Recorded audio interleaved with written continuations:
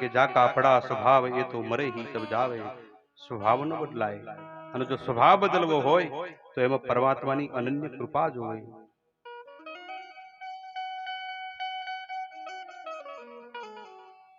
સમીક ઋષિના આશ્રમમાં પરીક્ષિત મહારાજ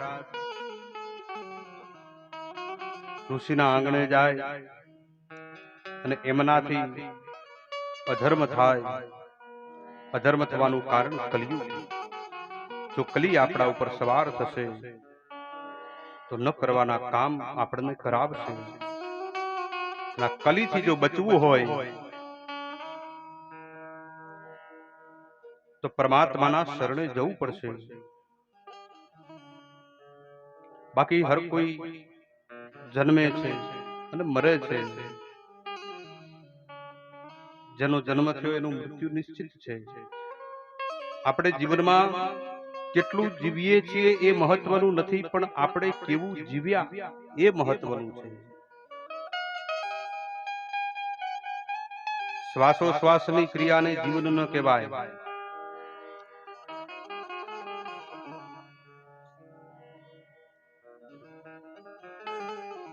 आया सो ही जाएगा राजा रंग फकीर,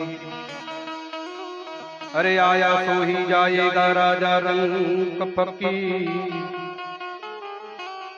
कहीं सिंहासन चढ़ गए कहीं बांध चले जंजीर.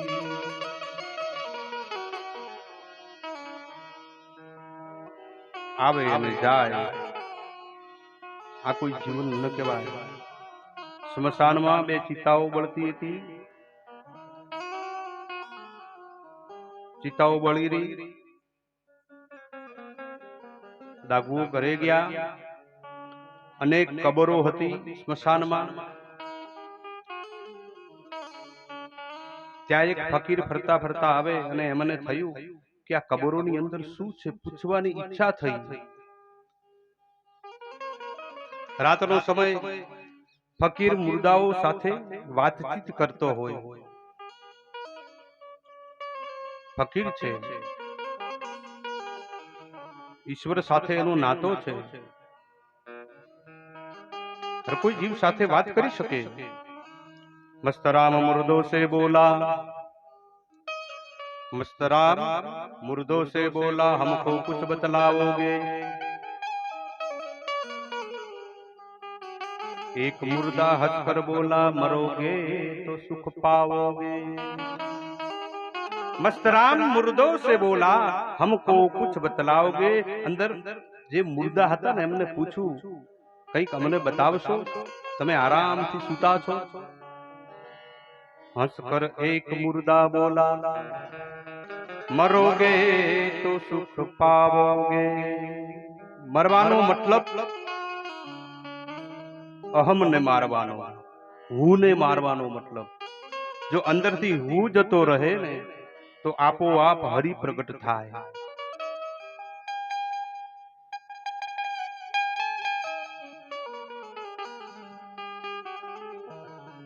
એક મુર્દા કહે કે જુઓ અમે કેવા આરામથી સૂતા છે, અમને કોઈ તકલીફ છે ખરા? હા, ક્યારેક ક્યારેક કોઈ અમને તકલીફ કરી મૂકે. જ્યારે લોકો અમારા ઉપર ફૂલ ચડાવવા આવે ત્યારે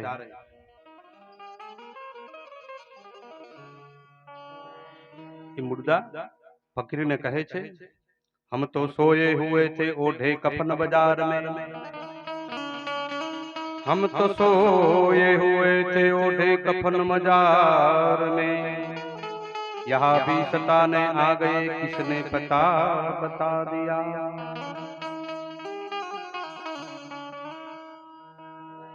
आकर के मेरी कब्र पर उसने जो फूल चढ़ा दिए, अरे आकर कर मेरी कब्र पर जो उसने फूल चढ़ा दिए, हम तो दबे हुए थे और क्यों दबा दिया. મુર્દા ફકીરને કહે છે કે અમે એક તો શાંતિથી બેઠા છીએ, શાંતિથી સૂતા છીએ, અને ઉપરથી આવીને અમારા ઉપર ફૂલ ચડાવીને મને વધારે દબાવી દીધા.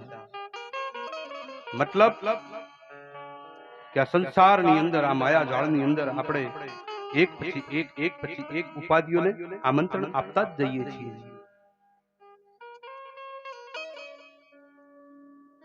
જ્યાં શાંતિની ખોજ માટે મનુષ્ય નીકળે પણ ત્યાં નવી ઉપાધિ લઈ અને ઘરે આવતો હોય। હું કરતો હાલી નીકળો મોટપમાં નથી સારું, લોટ પાણીનો લાડવો પકડાવશે બીજું બધું પરવારું। માણસ મરી જાય એનો અંત સમય આવે, ઘરની અંદરથી જેવો તેવો લોટ કે પાણીનો લાડવો કરી છાતી ઉપર મૂકી દે, બાકીનું બધું બહારના લોકો દાન કરતા હોય, એને ઘરમાંથી ના મળે। પરીક્ષિતને શ્રાપ છે, દરેક ઋષિ મુનિઓને ખબર પડી છે, સૌ કોઈ ગંગાના કિનારે આવ્યા છે, સૌને ખબર છે કે માણસ એક દિવસ મરવાનો જવાનું છે, તો સાથે શું આવવાનું છે? તાયામ દેહસ્થિતાયામ કર્માનો ગોવચ્છ જીવ એક, શરીર ખાક થઈ જાય ગીતામાં બળીને, અને મનુષ્ય એની સાથે જો કોઈ લઈ જઈ શકતો હોય તો એ છે એના કરેલા કર્મ। કદાચ આપણે ધર્મ કરીએ, ધર્મમાં રહીએ તો પરમાત્મા પાસે આપણે માગવું પડે, પણ કદાચ જો આપણે કર્મ કરીએ તો પરમાત્માને આપવું પડે, માગવાની જરૂર ના હોય। માટે ધર્મ કરતા કર્મ મોટું છે। આપણા સાધુ સંતો, આપણા ભક્તો આપણને ઘણી વખત કઈક પંક્તિઓમાં ઘણું બધું સમજાવી દેતા હોય। મેડીને માળિયા મંદિરિયા તો, મેડીને માળિયા મંદિરિયા તો, માયા મતલબ કી ઓ ભાઈ, માયા મતલબ કી।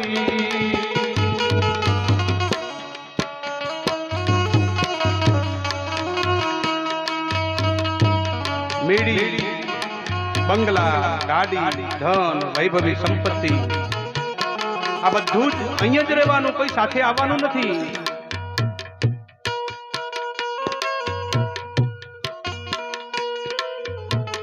મેડીને માળિયા મંદિરિયા તો, મેડીને માળિયા મંદિરિયા તો, માયા મતલબ કી હો ભાઈ, માયા મતલબ કી।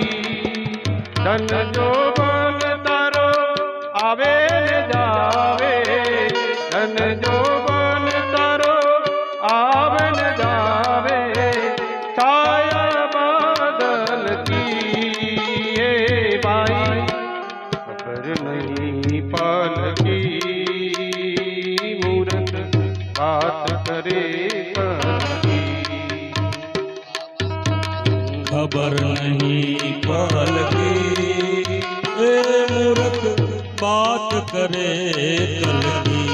काले શું થવાનું છે, આવતી કાલે શું થવાનું છે એને ખબર ન હોય, અને માણસ મોટી મોટી વાતો કરતો હોય,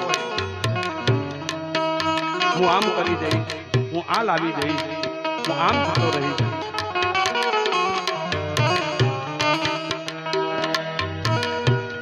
तत्व का बनाए पिंजरा, पंच तत्व का बनाया पिंजरा, पंच तत्व का बनाए पिंजरा, पंच तत्व का बनाया पिंजरा।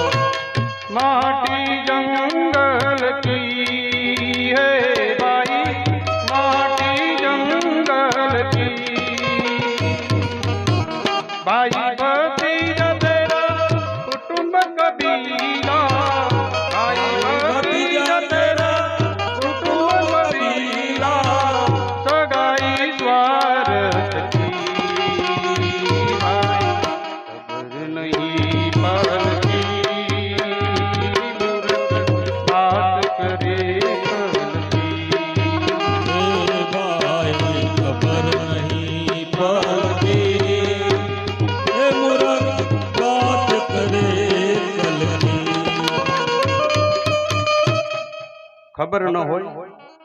પલની અને માણસ વાતો કરતો હોય યુગોની,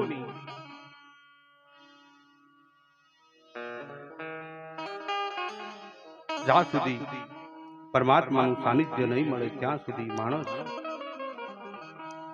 એનો ઉદ્ધાર નહીં કરી શકે. અને પરમાત્માનું જો શરણું જોતું હશે તો એને એના માટે હરિના શરણે થવું પડશે. પરમાત્મા આપણને બધી જ સમયસર નોટિસો મોકલતો જ રહે છે. યુવાવસ્થા આવે, આપણને યૌવન આપે,